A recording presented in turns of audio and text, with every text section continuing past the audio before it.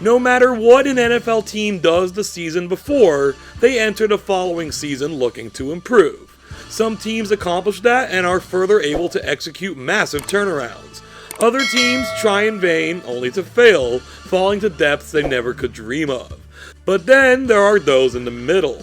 Teams that spend an entire offseason executing trades, signing new players, turning over the coaching staff, and spending countless hours of toil scouting and selecting players in the NFL draft, only to find out they're no better off, or worse off, than they were the year before.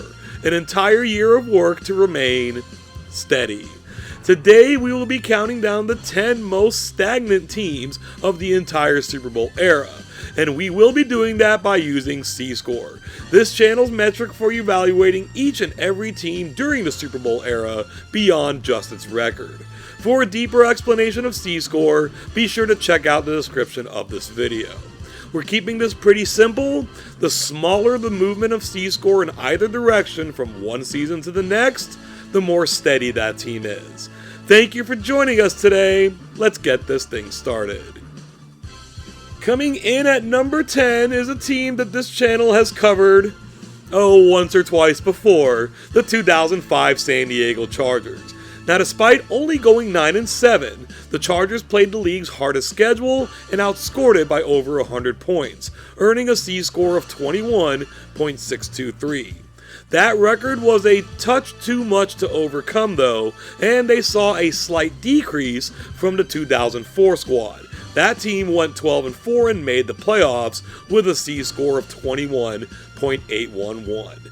Their change of C-score sits at just 0.188. From year to year, the Chargers kept together their core coaching staff, that is, their head coach, offensive coordinator, and defensive coordinator. Filling those roles were Marty Schottenheimer, Cam Cameron, and Wade Phillips, respectively. The Chargers scored fewer points in 2005 than they did in 2004, and they gave up one fewer point, but again, this was all against a harder schedule. The next season, in 2006, they stayed strong and even got better, but suffered yet another playoff disappointment, also known as a Chargering. They showed up right in the middle of our 2004 improvement video, and their stagnation was good enough to make it to number 9 all time. These are the 2024 Cincinnati Bengals. They were imbalanced within the season though, going hard offensively and getting soft defensively against a low-level schedule. That left them at 9-8 with a C-score of 2.96. This was a slight decrease from 2023, where they also went 9-8 with a lower overall performance against a much harder schedule. That C-score of 3.147 gives them an overall change of 0.187, 1/1000th of a point less than the 05 Chargers. The Bengals did make one major coaching change. Zach Taylor remained as head coach, and Lou Anarumo stayed on as defensive coordinator. Offensive coordinator Brian Callahan became head coach of the Tennessee Titans. Quarterbacks coach Dan Pitcher then became the offensive coordinator. As we mentioned, this Bengals team was definitely more offensive, scoring 100 points more in 2024. They also gave up 50 points more, again against an easier schedule. As far as next season goes, we don't know yet, but we're going to find out what it looks like when a team dedicates 126% of their salary cap to just 3 players. The losers of Super Bowl 13, our number 8 entry is the 1978 Dallas Cowboys. They were a powerhouse this season, going 12-4, outscoring their opponents by 11 points per game and leading the league in scoring. Their schedule was a touch below average, but they were able to run up a C-score of 33.557. Their performance in 1977 was similar in almost every way, but their C-score was a touch higher given the better win percentage from a 14-game schedule and an actual Super Bowl victory. Their C-score this season was 33.741, meaning they dipped by only 0.184. The Cowboys' coaching ranks remained the same across both seasons, led by head coach Tom Landry. The offensive coordinator was Dan Reeves. The defensive coordinator was Ernie Stoutner. Now, despite being a 16-game schedule in 1978, Dallas actually allowed fewer points than they did in 77. They also scored more. They were still competitive in 1979, in fact getting the number 1 seed, but the NFC took a massive drop-off and the Cowboys were no exception. At number 7 are the 2007 Jacksonville Jaguars. They were a playoff team and wildcard round winners at 11-5. They were top 10 in both points scored and points allowed, putting together a C-score of 16.329. And even though they improved by 3 wins and made it to the final 8, they are only slightly improved from an 8-8 team in 2006. That's because this was the greatest 8-8 team in NFL history, finishing top 10 in points scored, points allowed, and strength of schedule. This C-score of 16.171 means they improved by 0.158. Head coach Jack Del Rio was supplemented by the Smith boys at offensive and defensive coordinator, Carl on offense, Mike on defense. After 2006, Carl Smith was shown the door, replaced by Dirk Cutter, formerly the head coach at Arizona State. In 2007, Jacksonville scored 40 more points. They also allowed 30 more points. This was kind of the end of the road though. They fell way off in 2008, garnering a losing record, a negative C-score, and touching off a very bad decade of football. We've got a fun one here at number 6 in the 2002 Seattle Seahawks.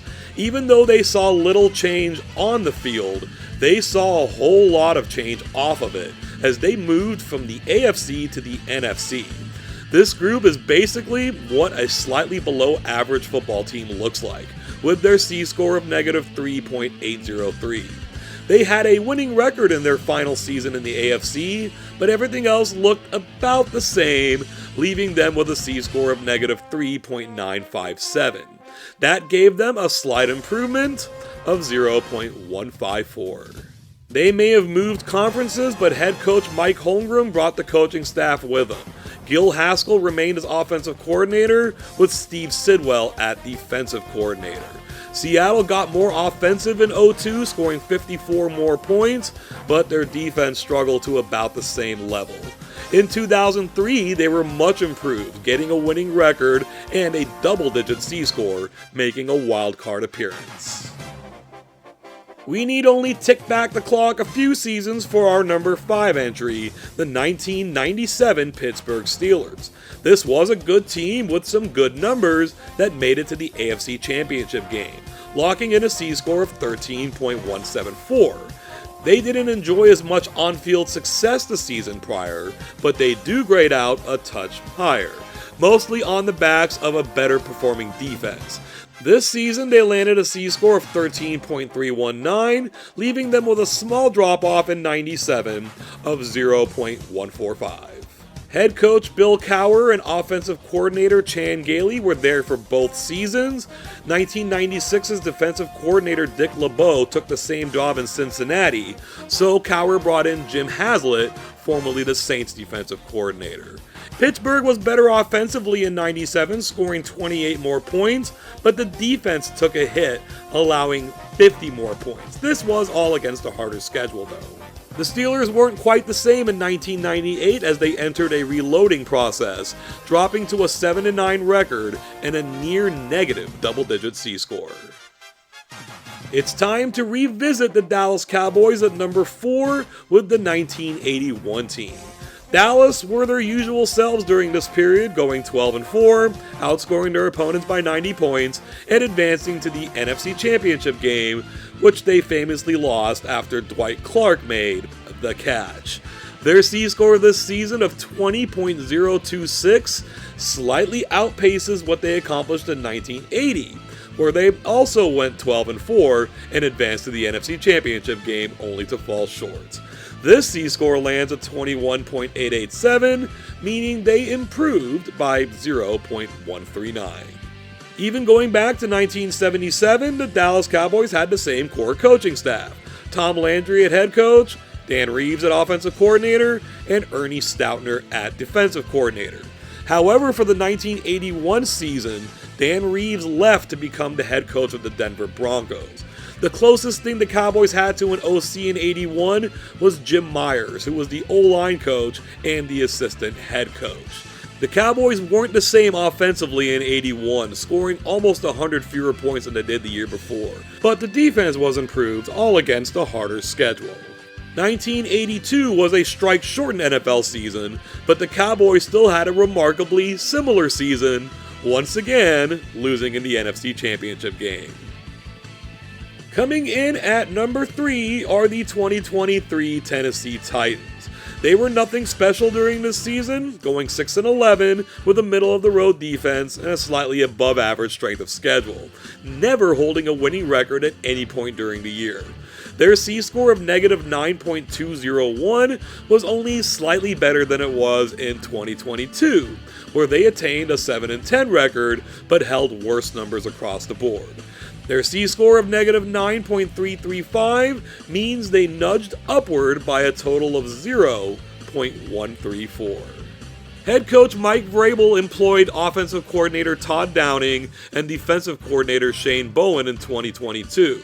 He kept Bowen for 23, but let go of Downing and brought in Tim Kelly, who was the passing game coordinator, as OC. Their numbers were remarkably similar, scoring only 7 more points than the year before and allowing 8 more points against a similar strength of schedule. No wonder they remained so steady. But in 2024, they did find a way to get even worse, ending the year 3-14 and currently owning the number 1 pick in the 2025 NFL Draft. Ever so stagnant, our number 2 entry is the 2019 Atlanta Falcons. Much like the Seahawks earlier, these Falcons personify slightly below average, although they are boosted by a tough schedule, tied for 7th hardest in the league, bringing them a C-score of negative 1.315. This wasn't a whole lot different from what they accomplished in 2018, with only slight movement here and there. This C-score is negative 1.363, meaning they improved in 2019 by a whopping 0.048 points. This Falcon team is the only team on this list to switch both of their coordinators from season to season. Head coach Dan Quinn fired offensive coordinator Steve Sarkisian and did not renew the contract of defensive coordinator Marquand Manuel. Quinn made himself the de facto defensive coordinator while being the second coach on this list to bring in Dirk Cutter from a former head coaching position into the offensive coordinator role. The Falcons dropped by 33 points on offense, but they improved by 24 points on defense against a harder schedule. Here's the funny part, in 2020, they dropped down to 4-12, but under much more difficult circumstances. They remained remarkably similar again, as the 2020 team actually finished 14th on this list. The single steadiest team of the entire Super Bowl era is the 2011 Philadelphia Eagles. As far as 8-8 teams go, this was a solid unit, finishing in the top 10 in points scored, points allowed, and strength of schedule for a C-score of 9.777. They were 10-6 in 2010 and made it to the playoffs, where they had the misfortune of running into the Green Bay Packers. Their underlying numbers weren't as strong, leaving their C-score at 9.807.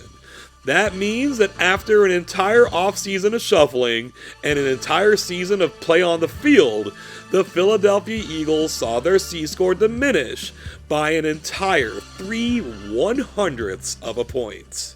The leader of the bunch for both of these seasons was Andy Reid, and he had Marty Mornhinweg as offensive coordinator for both seasons. In 2010, he had future Buffalo Bills head coach Sean McDermott as defensive coordinator, but he was let go. Taking that role in 2011 was Juan Castillo, who had been the offensive line coach the previous 13 seasons. Philly's offense took a dip in 2011, scoring 43 fewer points, while their defense improved to the tune of allowing 49 fewer. In 2012, it did all fall apart though. They went 4-12, their C-score was under negative 22, and it ended the era of Andy Reid, with him taking the job in Kansas City. Looking at the top 10 as a whole, we can see how bunched up a lot of these teams are, especially right at the top of the list. It should be noted that while many of these teams changed a coordinator or two, they all had the same head coach as the season prior. The only franchise to appear twice are the Dallas Cowboys, which isn't all that surprising given how consistently good they were for the first 20 seasons of the Super Bowl era. Those Cowboy entries, though, are the only two from this top 10 to occur from before the salary cap and free agency era. With so much change that can take place from one season to the next, good or bad, it's rather remarkable to find more stagnation here than in the past.